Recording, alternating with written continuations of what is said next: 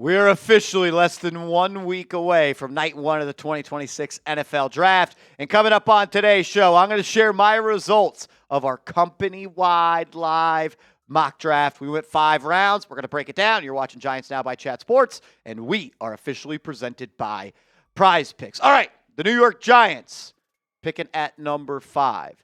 Fernando Mendoza, number 1 to the Raiders. New York Jets selected Caleb Downs. David Bailey goes number 3 to the Kansas City Chiefs. There was a trade, and Sonny Styles wound up going number 4 to the Tennessee Titans, which meant I was on the clock at number 5 for the New York Giants with the help from my co-GM, Andrew Connell, producer of the show, and we selected running back Jeremiyah Love, number 5 overall out of Notre Dame. In this scenario, one, all trades had to be agreed to prior to the draft starting. I think this would be a spot where you do look to potentially trade down. Is there a team dying to move up for somebody like Arvell Reese? Could you stay within the top 10 and make that happen? I'm also 100% A-OK sticking and picking at 5 and selecting Jeremiyah Love for the New York Football Giants, arguably the best offensive player in this class. I think he is one of the better running back prospects we've seen. I like him more than I liked Ashton Genty. I do put Jeremiyah Love in that Bijan Robinson type of tier. He is a home run hitting back, a true 3-down back, and he is someone that can change the way that your offense operates. Back-to-back seasons with north of 1,100 yards, 6.9 yards per carry in the 2024 and the 2025 season, and 35 touchdowns on the ground doing it.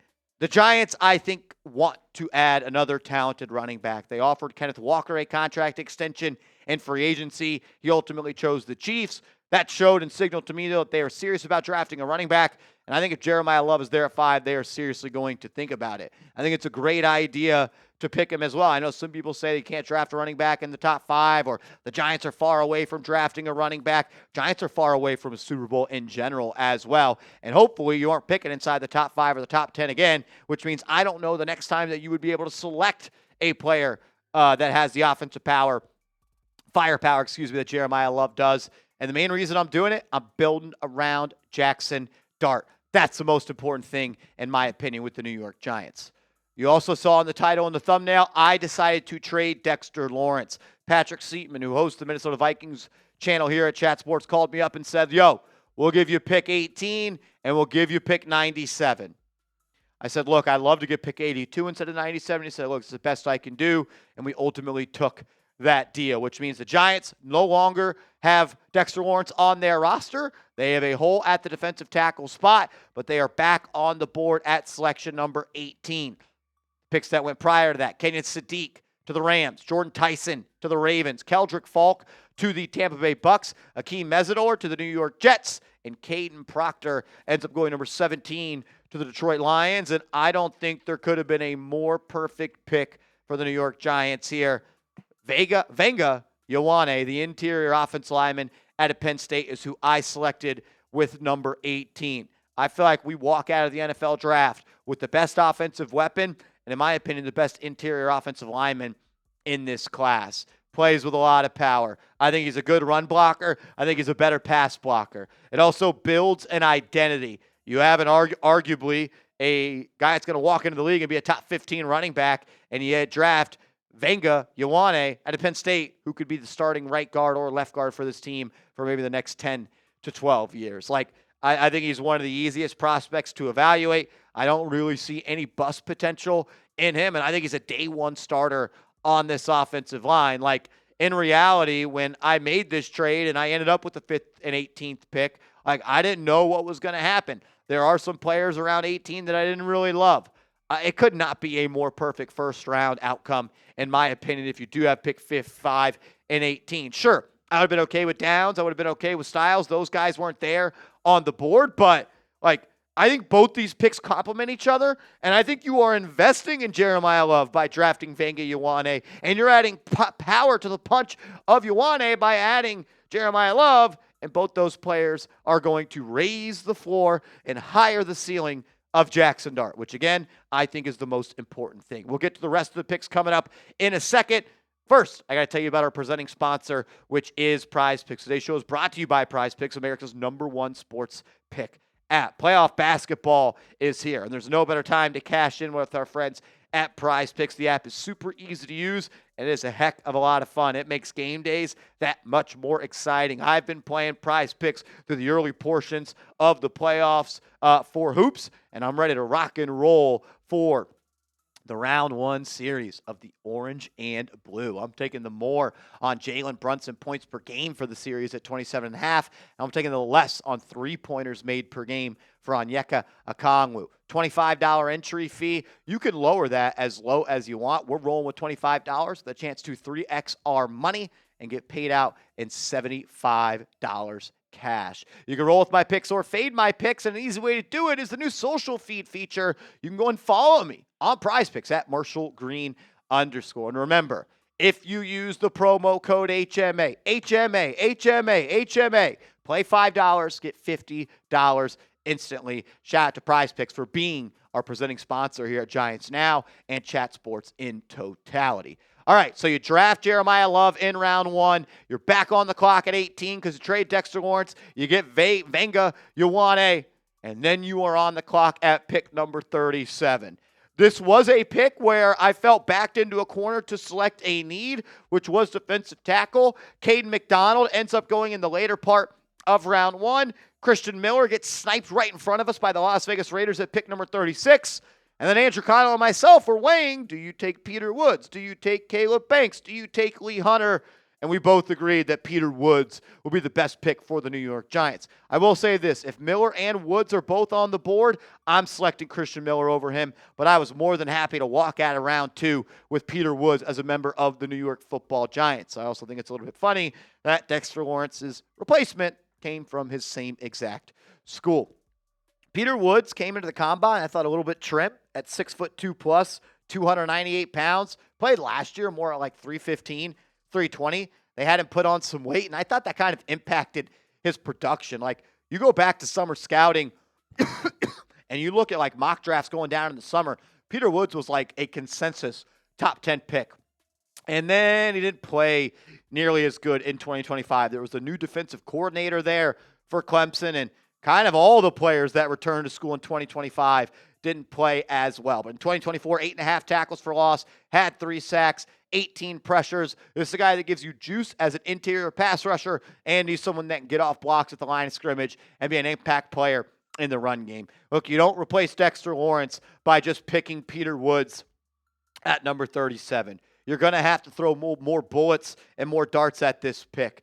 In theory, you cleared a bunch of money by trading Dexter Lawrence. Maybe you can call up some of those defensive tackles who are free agents who took free agency visits to the New York Football Giants, which is something we're going to talk about later on in today's show. But Peter Woods, the pick at 37. So Jeremiyah Love, Ioane, and Peter Woods, the first 3 picks. I don't know if it could have gone much better than that. I think we're dominating the Chat Sports mock draft. Now you're back on the clock at selection number 97. You get to add a 3rd-round pick. It is a later pick, but you get to add one thanks to the Minnesota Vikings. And I said, you know what? I'm going to double down at the defensive tackle position, and I'm going to go to Florida State, and I'm going to take Darrell Jackson Jr., the interior defensive lineman out of Florida State. This was a player that I'm a big fan of, and I think he's someone that could be a player that can make an impact early on in his NFL career.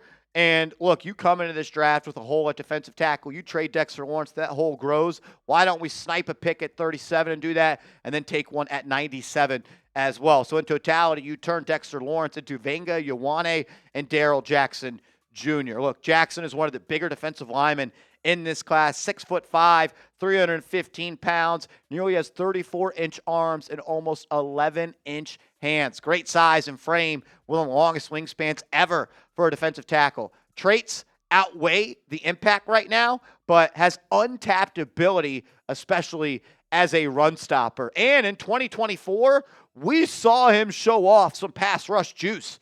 3.5 sacks, 30 pressures. And he came back to school. I also love that he's looked at as a leader inside that Florida State Seminole locker room as well. You add Darrell Jackson. You add Peter Woods as well. I like the idea of doubling up on defensive tackle in a mock draft simulation like this. And my phone's already been ringing, and I've been calling the phones of DJ Reader, who came in on a free agency visit, Shelby Harris, who came in on a free agency visit, as well as Calais Campbell, who I'm calling. I think you sign two of these guys, and you turn Dexter Lawrence into Vega Ioane. You add Peter Woods, you add Darrell Jackson, and you add two of these veteran defensive tackles, and then you make a big-time splash at D-tackle in the offseason of 2027. Look, are either of them, any of them as good as Dexter Lawrence? No, but how about a little money ball approach where we're going to try to replenish or replace his production with a lot of bodies and a bunch of different talented players. So you're back on the clock at selection 105, and I'm taking the electric wide receiver Skyler Bell out of UConn. 102 grabs last year for 1,282 yards. 13 times he went dancing in the end zone. An explosive player. Great production last year. Good athlete. Really good in contested catch situations. We saw him.